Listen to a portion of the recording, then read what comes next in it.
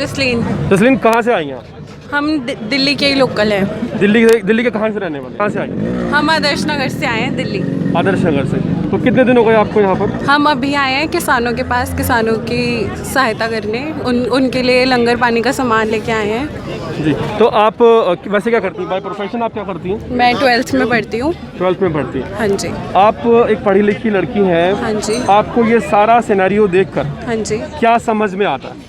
मुझे ये समझ में आता है कि किसान जो कर रहे हैं वो अपने हक के लिए कर रहे हैं और उनको उनका हक मिलना चाहिए, और वो इतना संघर्ष कर रहे हैं अपने हक के लिए, इतनी ठंड में कर रहे हैं, और साथ ही साथ अपने लिए नहीं और जो लोकल लोग हैं उनको ज़्यादा फीड कर रहे हैं। वो कि जो पंजाब के जो किसान आए हैं वो तो लंगर खा ही रहे हैं, पर जो लोकल आसपास के लोग हैं वो उनसे ज़्यादा डबल खा रहे हैं। नहीं, जैसे मुझे पता चला था यहाँ से कि यहाँ 35,000 फैक्ट्रियाँ हैं और उन सब की जो है जो खाने पीने की व्यवस्था फ़िलहाल यहाँ पर किसान ही कर रहे हैं, उसी के बारे में आप कह रही हैं? मैं एक जनरल बात भी कर रही हूँ कि जितना यहाँ पर ये जो प्रोटेस्ट आप लोग देख रहे हैं, रोज़ आप लोग कुछ ना कुछ नेगेटिव भी सुनते हैं, पॉजिटिव भी सुनते हैं, बट जो मैंने सुना और जो मैंने अभी देखा है अपनी आंखों से कि जो पंजाब वाले हैं, जो असली किसान हैं, वो जो लंगर सबको दे रहे हैं, वो जितना खा रहे हैं, पर जो लोकल आसपास के लोग हैं वो उनसे डबल फीड हो रहे हैं। कि मतलब वो खुद तो सही हैं बट आसपास को भी, सराउंडिंग्स को भी एक क्लीन वे में सही रख रहे हैं और सबको साथ में फीड कर रहे हैं। जी देखिए, एक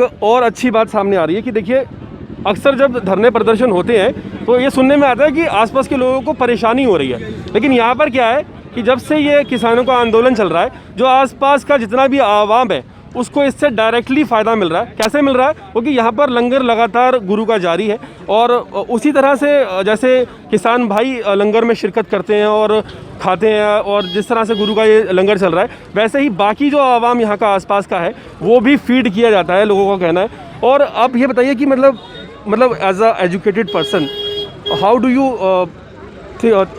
think about this concept of MSP and all this? Like farmers are doing their best, like they are doing right, they are not doing bad, that we are like they are doing this in a healthy and a cleanliness, they are taking care of cleanliness as well, like कि वो ऐसे नहीं कर रहे हैं कि जो है यहीं वो क्लीनलीनेस का पूरा ध्यान रख रहे हैं, वो आपस में सबको फीड कर रहे हैं, किसी को हार्म नहीं पहुंचा रहे और अपने हक के लिए लड़ रहे हैं। कि नॉर्मल सी बात है, अगर कोई फैसला गवर्नमेंट ले रही है, अगर वो जिसके लिए ले रही है उनको नहीं अच्छा लग रहा, तो सिंपल सी बात है कि अगर कोई जिसके लिए हो रहा है उसको नहीं पसंद आ रहा तो क्यों करना है वो। जी, जाहिर सी बात है कि जब कोई बड़ा फैसला सरकार लेती है तो अक्सर उस तबके से पूछा जाता है, एक मीटिंग की जाती है या विचार विमर्श किया जाता है कि ये फैसला आपके लिए लिया जा रहा है, क्या आप इससे सहमत होंगे या नहीं होंगे। लेकिन जहाँ तक हमने पिछली रिपोर्ट में भी आपको दिखाया है कि ऐसी कोई मीटिंग किसानों के साथ नहीं की गई और ना ही उनसे परामर्श किया गया कि ये कानून आना चाहिए या नहीं आना चाहिए। फिलहाल और भी लोग हैं हमारे साथ। आपका क्या नाम है? मेरा नाम जगदीप सिंह है जी। जगदीप सिंह जी, कहाँ से? मैं आदर्श नगर दिल्ली से आया हूँ जी। दिल्ली से आए जी। तो सर क्या समझते हैं, मतलब ऐसा क्यों हो रहा है कि सरकार अभी तक नहीं मान रही है किसानों की बात? सर देखो, इसके अंदर सरकार का कुछ ना पर्सनल बेनिफिट छुपा हुआ दिख रहा है, जो कि मैंने ये आप सभी जानते हैं कि एक ऐसा कानून बना देना जिसके बारे में, जिसके लिए बनाया जा रहा है, उससे कभी डिस्कस नहीं किया गया, कभी किसी राज्य सरकार से डिस्कस नहीं किया गया, कभी किसानों से डिस्कस नहीं किया गया, और ड्यूरिंग पेंडेमिक इस महामारी के दौरान एक अध्यादेश लाया गया। अरे भाई, ऐसी क्या जल्दी थी कि आपने महामारी का खत्म होने का इंतजार नहीं किया, आप स्पेशल अध्यादेश लेके आए, जबकि आपको भी पता होना चाहिए, आप भी रिपोर्ट करते हो डेली, कि अध्यादेश तभी उसी कंडीशन में लाया जाता है कि जो बहुत ज़रूरी हो, जिसके बिना कोई सर्वाइव नहीं कर सकता। अचानक कोई ऐसी चीज़ आ गई कि उसके लिए कानून बनाना बहुत ज़रूरी है, उसके बारे में अध्यादेश लाया जाता है, ना कि इस कानून के बारे में कि किसी एक पर्सनल बॉडी को फ़ायदा पहुँचाने के लिए आप एक ऐसा कानून बना दें।